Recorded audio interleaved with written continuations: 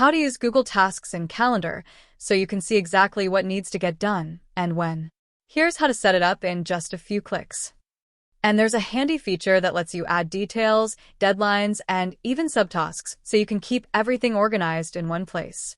First, open Google Calendar on your computer. Once Calendar is open, look at the right-hand side of the screen.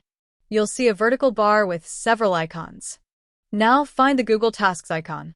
It looks like a small blue circle with a yellow check mark. Click the Google Tasks icon. This will open the Tasks panel on the right side of your calendar. Now click Add a Task. Let's use a simple example. Type something like script. Once you've entered the task, press Enter. And just like that, your new task has been created. But we can make this much more useful by adding the details and deadline. Now click on the task you just created. This will open the task details. Here, you can add a description with anything you need to remember. For example, you could type Chat Cloud. Next, click the date option. Choose the day you want to complete the task. Then set the time if you want a specific deadline. For example, you could choose 11 a.m. Once you've finished, click OK or save the changes. Now your task has all the information you need. At first, you might notice that the task isn't showing up directly on your calendar. Don't worry, it's still there. To display it, look at the left side of Google Calendar. Find the section for My Calendars. Then check the box next to Tasks. And there it is.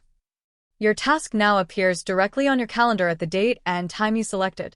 Now here's another useful feature. If your main task has several smaller steps, you don't need to create everything separately. Click the three-dot menu next to your task. Then select Add a Subtask. For example, under Record, you could add a subtask. You can keep adding smaller tasks until you've broken the project into manageable steps. This is especially useful when you're working on something that takes several steps to finish. Once you've finished a task or subtask, click the checkbox next to it. Google Tasks will mark it as completed and cross it off your list.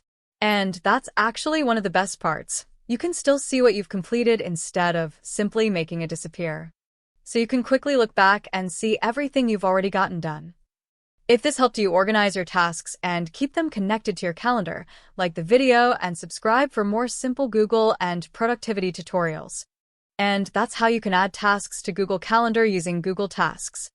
Now you can keep your tasks, deadlines, subtasks, and schedule together in one place.